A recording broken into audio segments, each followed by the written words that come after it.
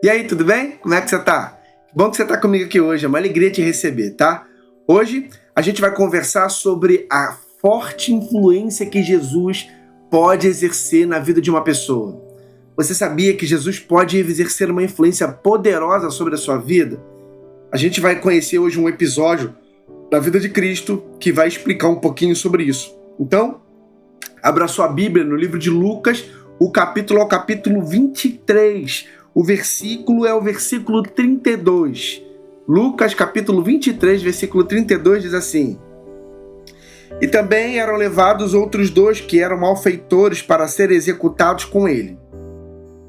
Quando chegaram ao lugar chamado Calvário, ali o crucificaram, bem como aos malfeitores, um à direita e o outro à esquerda. Contudo, Jesus dizia: Pai, perdoa-lhes, porque não sabem o que fazem. Então, repartindo as vestes dele, lançaram sorte. O povo estava ali e tudo observava. Também as autoridades zombavam e diziam: salvou os outros e assim mesmo se salve, se é de fato o Cristo de Deus e o escolhido. Igualmente os soldados os escarneciam e, aproximando-se, trouxeram-lhe vinagre, dizendo: se tu és o rei dos judeus, salva-te a ti mesmo. Também sobre ele estava esta epígrafe, em letras gregas, romanas e hebraicas: este é o rei dos judeus. O verso 39 diz assim: um dos malfeitores crucificados blasfemava contra ele, dizendo: não és tu o Cristo? Salva-te a ti mesmo e a nós também. Respondeu-lhe, porém, o outro repreendeu, dizendo: não ao menos teme a Deus estando sobre igual sentença? Nós, na verdade, com justiça, porque recebemos o castigo que os nossos atos merecem. Mas este nenhum mal fez. E acrescentou-lhe: Jesus, lembra-te de mim quando vieres no teu reino. Jesus lhe respondeu: em verdade te digo hoje, estarás comigo no paraíso. Muito bem. A gente vai falar sobre a crucifixão de Cristo e a maneira como Cristo influenciou a vida de pessoas naquele dia. Especialmente de uma pessoa. De um bandido que foi condenado juntamente com Cristo e morto juntamente com Cristo, mas ainda assim ele conseguia enxergar em Jesus Cristo um Salvador, ao ponto de pedir a Jesus para que Jesus pudesse salvar a vida dele. E a grande pergunta que eu faço sobre tudo isso é o seguinte: o que esse camarada viu em Jesus para fazer aquele pedido para ele? Porque para ele, Jesus ele era um super-herói. Jesus é alguém que poderia salvá-lo, tanto que ele pede a Jesus para se lembrar dele. E Jesus diz para ele: olha, eu te digo hoje, quando eu voltar, eu vou te levar junto comigo. Você estará comigo no paraíso. Jesus faz uma promessa para aquele homem, porque aquele homem consegue enxergar em Jesus um Salvador que outras pessoas não conseguiram enxergar. E isso chama atenção porque não é normalmente a postura que um Salvador, que um herói, ele tem mediante uma dificuldade.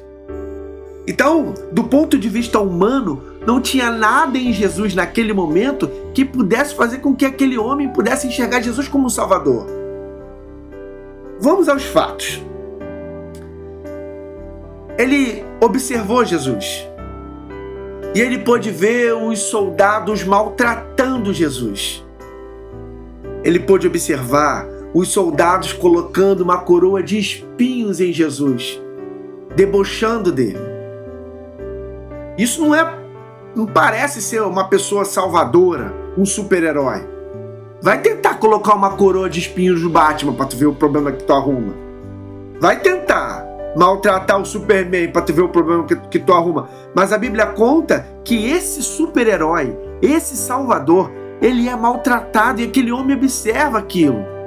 Ele pôde observar também que aquele super-herói, na hora que ele estava carregando a cruz, que a princípio não era para ele, era para uma outra pessoa, e ele não consegue carregar e precisa de ajuda de uma outra pessoa. Simão Sirineu precisa carregar a cruz para ele, porque senão ele não completaria o trajeto. E aquele homem pode ter observado aquilo, ou pode ter visto, mas ainda assim ele encara Jesus como um salvador. Ora, um salvador um herói, geralmente ele tem força. Já viu a força do Superman? Já viu a força do Batman? A força desses heróis que o mundo prega aí fora? Só que o herói que aquele homem enxergava, ele não tinha força. Ele é um herói que a sua força não estava depositada nos seus músculos. E ele pôde ver Jesus carregando aquela cruz pesada. Ele pôde ver o seu herói sendo crucificado e machucado. Normalmente, as pessoas não conseguem crucificar e machucar um herói desse mundo. Mas esse herói que esse homem viu em Jesus, e o herói que Cristo é para mim e para você, ele foi machucado. Ele foi humilhado. Como esse homem poderia ter visto em Cristo um herói? Ele é colocado numa cruz e dali de cima da cruz ele pôde observar que os principais amigos de Jesus o haviam abandonado. Normalmente um herói aí do mundo, ele é cercado de amigos, de pessoas clamando pelo nome dele, gente batendo palma e aquela coisa toda. Em nenhum momento, se você observar, esses heróis do mundo estão sendo abandonados. Mas esse herói aqui, que aquele ladrão pôde observar, esse herói estava abandonado. Os seus principais amigos haviam fugido. Ele estava sozinho. Ele pôde observar os soldados humilhando ele, colocando vinagre na sua boca, colocando vinagre nas suas feridas.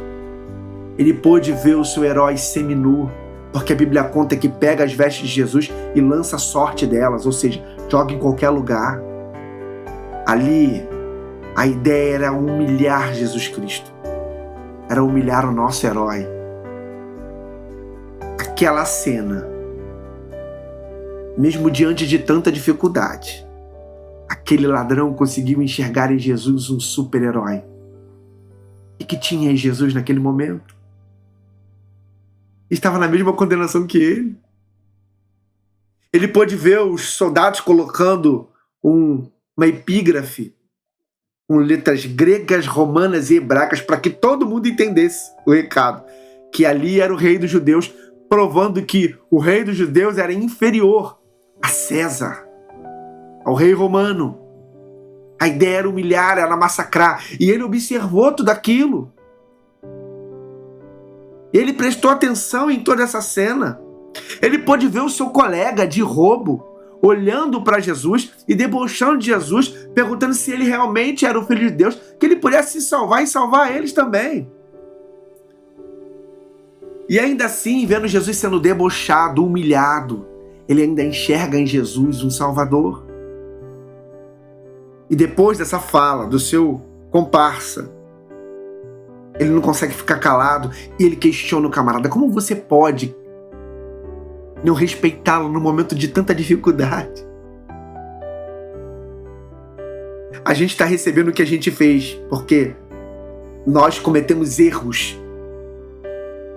Nós fomos errados com as pessoas, nós somos assassinos, nós somos ladrões, nós precisávamos receber essa condenação, mas esse não fez mal nenhum. E aí ele olha para Jesus e ele faz um pedido lindo para Jesus, é uma oração. Ele pede para que Jesus se lembrasse dele quando estiveres no reino. E Jesus faz uma promessa para ele, que quando Jesus voltasse a esse mundo, quando Jesus fosse levar os seus, Jesus ia levar aquele homem também. Ele conseguiu adquirir a salvação, porque ele conseguiu enxergar em Jesus um Salvador que o mundo não conseguia enxergar. E eu te pergunto, o que ele viu em Jesus? O que tinha em Jesus para poder fazer com que aquele homem tomasse aquela atitude, mudasse a sua opinião e olhasse para Jesus como Salvador? Eu digo para você uma coisa, ele pode ter visto várias coisas, mas uma coisa eu quero destacar para você. Ele percebeu que a simples presença de Jesus pode mudar uma vida. Jesus pode transformar a tua vida. Eu não sei se eu estou falando para alguém aqui que está cansado de lutar sozinho, tem passado por grandes dificuldades na vida, tem passado por lutas. Eu quero dizer para você que esse herói, ele não solta raio pelos olhos. Ele não tem força nos seus músculos. Esse herói tem como seu maior poder transformar a vida das pessoas através da sua palavra. Da mesma forma que ele transformou a vida daquele ladrão, ele pode transformar a sua vida também. Basta você crer e aceitar a palavra de Deus na sua vida. A minha pergunta para você é o seguinte: quer você ter a sua vida transformada? Então, abra o seu coração para Jesus entrar e trabalhar nele. Eu vou orar por você.